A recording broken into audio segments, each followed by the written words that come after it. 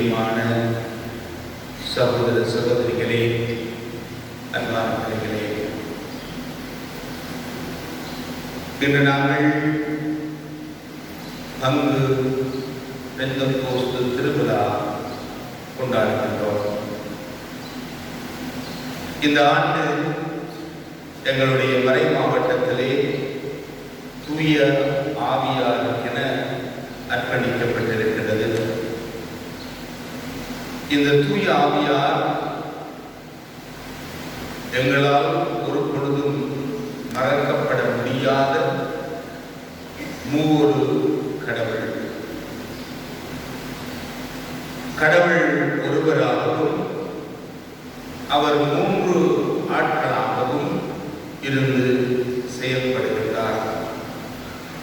படைப்பையும் மீட்பையும் தந்தையும் மகனும் எங்களுக்கு தர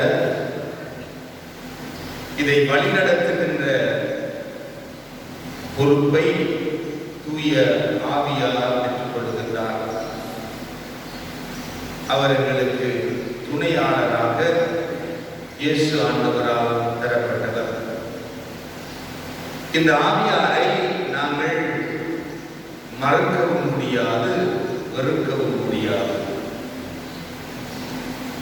சில வேளைகளிலே அவருடைய சிந்தனையின்றி வாழுகின்ற சந்தர்ப்பங்கள் பல உண்டு. நம்முடைய ஒவ்வொரு மூச்சிலும் அவருடைய அசைவு இருக்கின்றது.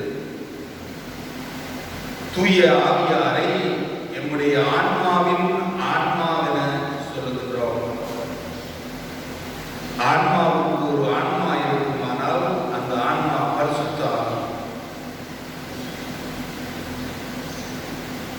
இந்த உலகமெல்லாம் எனதாக இருந்தாலும் என்னுடைய ஆன்மா எனக்கு தொலைவில் இருந்தால் நான் அவர் அனைத்தையும் இழந்து விடுவேன்.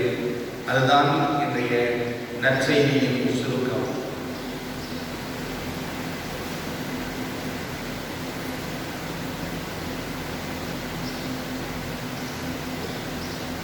நான் உங்களுக்கு சொல்லுகின்றேன்,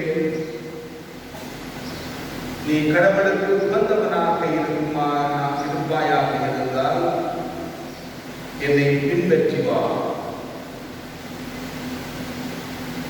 நீங்கள் விரும்புகின்ற அனைத்தையும் என்னிடமிருந்து நீங்கள் தூர இருந்தால் இழந்து விடுவீர்கள். என் பொருட்டு நீங்கள் உங்களுடைய உயிரை இழந்தாலும் அதை நீங்கள் காத்துக் கொள்வீர்கள். உங்களுடைய தலைமுடியெல்லாம் எண்ணப்பட்டுள்ளது. ஆகவே நான் எவ்வளவு உயர்ந்தவர் என்று பாருங்கள். எங்களுடைய தலையிலிருந்து விழுகின்ற முடிகளை கூட எண்ண முடியாத அளவுக்கு சிறிய பிராணிகள் போல் இருக்கின்ற எங்களுக்கு ஆண்டவர் தருகின்ற வார்த்தை இதுதான். ஆகவே தூய ஆவியாரினால் தான் இதை தூய்ப்புணர முடியும். இந்த அழைப்பை நாங்கள் ஏற்றுக்கொள்ள முடியும். இந்த அழைப்பிலே நாம் ஒவ்வொரு மூச்சிலும் வாழ முடியும். ஆகவே தூய ஆவியார் நம்முடைய ஆன்மாவை உடம்படுகின்றவர். உங்களுடைய உடலை அழித்தாலும் ஆன்மாவை கொல்ல முடியாதவர்களுக்கு அஞ்ச வேண்டாம். நான் உங்களுக்கு சொல்லுவேன், யாருக்கு அஞ்ச வேண்டும் என்று. உங்களுடைய உடலையும் ஆன்மாவையும் நரகத்தில் வீழ்த்த வல்லவர் ஒருவருக்கே அஞ்சுங்கள். அவர்தான் நாங்கள் விசுவசிக்கின்ற ஒரே கடவுள். ஆகவே இந்த உலகம் எங்களை ஒன்றும் செய்துவிட முடியாது. இந்த உலகத்தை வெல்வதற்கு பரிசுத்த ஆவியானவரால் நாங்கள் குணமிடப்பட வேண்டும். தாய் திருச்சபை அருமையான தாய், அன்புள்ள அம்மா, எங்களை ஒரு கட்டத்திலும் விடவிடாதவள். எங்களுடைய பிறப்பிலிருந்து பிறப்பு மட்டும், இறுதி சவக்குழி மட்டும் எங்களை ஆசீர்வதித்து வழிநடத்துகின்றவர்.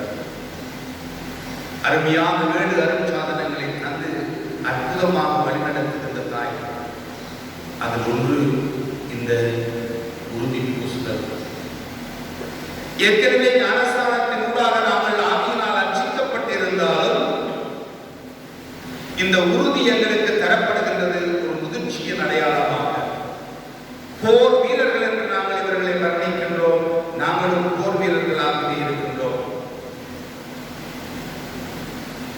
நன்மைத்தனத்தை முன்னிட்டு திருச்சபை தன்னுடைய வாழ்நாளில் போர் குணத்தை கொண்டிருக்க வேண்டும். அங்குதான் பரிசுத்த ஆவியானவருடைய ஆளுகையும் தலைமையும் இருக்கின்றது. இந்த பரிசுத்த ஆவியானவர் தான் எங்களுடைய போர் கருவியாக இருக்கின்றார். எங்களை தீமையிலிருந்து காக்க வல்லவர் பரிசுத்த ஆவியானவர். ஆகவே அன்பானவர்களே, இந்த பரிசுத்த ஆவியானவர் எங்களுடைய ஆத்மத்தை காக்கின்றவர். எங்களுடைய சாதாரண நடவடிக்கைகளிலேயே நாங்கள் பரிசுத்த ஆவியானவருடைய நடவடிக்கை எது, தீய ஆவியின் நடவடிக்கை எது என்று எங்களால் தீர்மானிக்க முடியும். ஞாயிறு திருப்பலிக்கு வருவதற்கு மனமில்லை என்றால் அது தீய ஆவியின் வழிநடத்தல். எவ்வாறு இருப்பினும், நடக்க முடியாத சூழல் இருப்பினும், நான் திருப்பலிக்கு போக வேண்டும் என்று அவா கொண்டு வருகின்ற பொழுது அது பரிசுத்த ஆவியானவருடைய வழிநடத்தல்.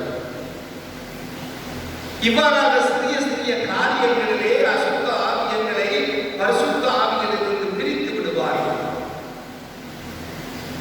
ஆகவேதான் நாங்கள் இந்த திருவருள் சாதனங்களை பெறுகின்ற பொழுது எல்லாம் அந்த காலத்திற்கு ஏற்ற முதிர்ச்சியை நாங்கள் பெற்றுக்கொண்டு எழுச்சியான ஒரு விசுவாச வாழ்வை வாழ திருச்சபை எங்களை அழைத்திருக்கிறது. அருமையான பிள்ளைகளே, நீங்கள் ஒவ்வொரு நாளும் திருப்பலியில் பங்கேற்க முயலுகின்ற பொழுது ஒவ்வொரு நாளும் இங்கு திருப்பலி நடக்கின்றது.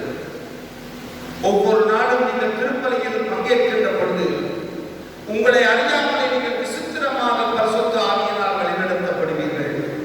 இவ்வாறு வாழுகின்றவர்கள் இந்த பரிசுத்த ஆவியின் ஆளுகைக்குள் இருக்கின்றார்கள். அவர்கள் இதற்கு சான்று பகர்ந்தார்கள். உங்களுடைய வாழ்வில் வருகின்ற சவால்களை நீங்கள் உங்களை அறியாமலே சந்திப்பதற்கு ஒரே ஒரு வழி, ஆவிக்குள் வாழ்வது, பரிசுத்த ஆவியினால் வழிநடத்தப்படுவது. எங்களுடைய எண்ணங்களும் சொல் செயல் அனைத்தும், எங்களுடைய கல்வி, எங்களுடைய கலாச்சாரம், எங்களுடைய ஒழுக்கம், எங்களுடைய அன்றாட வாழ்வு எல்லாம் உடம்படப்பட வேண்டுமாக இருந்தால் ஒரே ஒரு வழி, பரிசுத்த ஆவியின் வாழ்வு. அதுதான் ஆத்மத்தின் ஆத்மா. எனவே அன்பானவர்களே, மரியாள் இயேசுவை தாங்கினாள். புனிதருக்குள் அந்தோனியார் இயேசுவை கரமேல் ஏற்று வாழ்கின்ற அந்த பாக்கியத்தை பெற்றார்.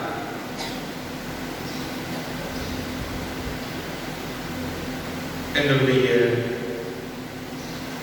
விவிலியத்தை நாங்கள் வாசிக்கின்ற பொழுது எல்லாம் நாங்கள் இயேசுவை கரத்தில் காண்கின்றோம். அதே போன்று பரிசுத்த ஆவியை தாங்கி வாழ வேண்டியவர்கள் நாங்கள் ஒவ்வொருவரும். அன்பான பிள்ளைகளே, நீங்கள் இந்த திருவருட் சாதனத்தை பெற்று உறுதி பெறுகின்ற பொழுது உங்களுடைய உள்ளத்திலே இருக்க வேண்டியது என்னவென்றால், நீங்கள் கடவுளின் ஆலயம். அந்த ஆத்மா உங்களுக்கு சொல்லித்தர வேண்டியது என்னவென்றால், நான் பரிசுத்த ஆவியை தாங்குகின்றவள், நான் கட்டாயம் அதை செய்ய வேண்டும். இல்லை என்றால் நான் ஒரு கத்தோலிக்கனாக, திருமுழுக்கு பெற்ற ஒரு கத்தோலிக்கனாக இருக்க முடியவே முடியாது. எந்த நியாயமும் அதற்கு இல்லை என்பார்களே. அப்படியான வாழ்வுதான் மகிழ்ச்சியின் வாழ்வு. பரிசுத்த ஆவியானவர் தருகின்ற வரங்கள், கொடைகள், கனிகளை நாங்கள் நினைத்துக் கொள்வோமாக இருந்தால் அந்த மகிழ்ச்சியிலே, ஆண்டவருடைய அந்த உறுதியிலே நாங்கள் வாழ வேண்டுமாக இருந்தால் இந்த நிலைப்பாட்டை நாங்கள் எடுக்க வேண்டும். அதை நீங்கள் இன்றிலிருந்து கருத்தாக நீங்கள் செயல்படுத்த வேண்டும். யார்தான் திருப்பதிக்கு வரவில்லை என்று சொன்னாலும் இந்த 71 இளையோரும் கடந்த ஆண்டுகளில் உறுதி பூசல் பெற்றோரும் இங்கு பிரசன்னமாக இருக்க வேண்டும். நீங்கள் இதிலே தவறுகின்ற பொழுது பரிசுத்த ஆவியின் வழிநடத்தலில் இருந்து விழுந்து விடுகின்றீர்கள்.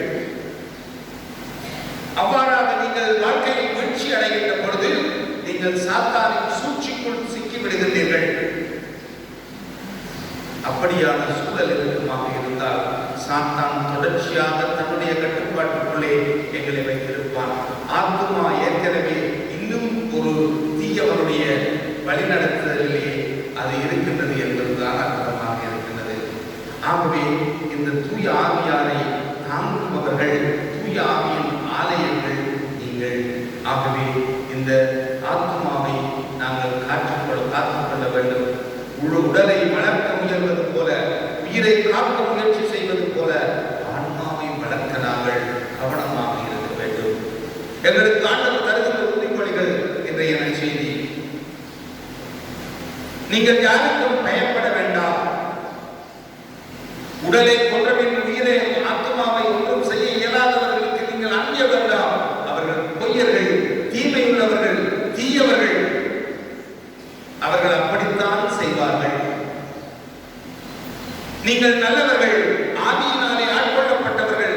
உங்களிடத்திலே ஒரு துணிவு வேண்டும், ஒரு உறுதி வேண்டும். நீங்கள் ஆண்டவருக்கு சாட்சி பகர வேண்டும். போர் வீரர்களாக இருக்க வேண்டும். உயிருக்கு மேல் ஆன்மாவை, ஆத்மாவை, அந்த ஆத்மாவின் ஆத்மாவாகிய பரிசுத்த ஆவியானவரை நேசிக்கின்றவர்களாக இருக்க வேண்டும். அப்பொழுது அன்பானவர்களே, ஒருவன் உலகமெல்லாம் தனதாக்கிக் கொண்டாலும் தன் ஆன்மாவை இழந்து விடாது இருப்பானாக இருந்தால் அவன் எல்லாவற்றையும் பெற்றுக் கொள்கிறான். விண்ணுலகுக்கு சொந்தமாகத்தான். ஆகவே இந்த இயேசு சொல்லி இருக்கின்றார், நான் உங்களை திக்கற்றவர்களாக விட மாட்டேன், பரிசுத்த ஆவியை தருவேன். அந்த பரிசுத்த ஆவி உங்களை உண்மையை நோக்கி வழிநடத்துவார். அவர்தான் உங்களுக்கு எல்லாவற்றையும் கற்றுத் தருவார். சிலது புரியாது, சிலது விளங்காது. ஆனால் அவற்றை எல்லாம் புரிய வைப்பவரும் விளங்க வைப்பவரும் பரிசுத்த ஆவியானவர். ஆகவே இந்த பங்கிற்கு ஒரு மாபெரும் திருவிழா. 71 போர் வீரர்கள் மீண்டும் எங்களுக்கு ஆண்டவரால் தரப்பட்டிருக்கிறார்கள். ஆகவே இந்த கிராமம் இறைவனால் மிகவும் நேசிக்கப்படுகின்ற கிராமம். ஆகவேதான் ஆண்டவர் எங்களுடைய விசுவாசத்திற்கு உறுதியாக நாங்கள் வைத்திருக்கின்ற இந்த விசுவாச வாழ்விற்கு இன்னும் ஒரு சாட்சிகளாக இவர்களை ஆண்டவர் தந்திருக்கின்றார். ஆகவே பங்கு சமூகமாக நன்றி சொல்லுவோம். பெற்றோர், ஞான பெற்றோர், நீங்கள் உங்களுடைய பிள்ளைகளுக்காகவும் ஞான பிள்ளைகளுக்காகவும் நன்றி சொல்லுங்கள். எல்லா திருவருட் சாதனத்திலும் ஞானம் பெற்றோர் கலந்து கொள்ள வேண்டும் என்று நாங்கள் விரும்புகின்றோம்.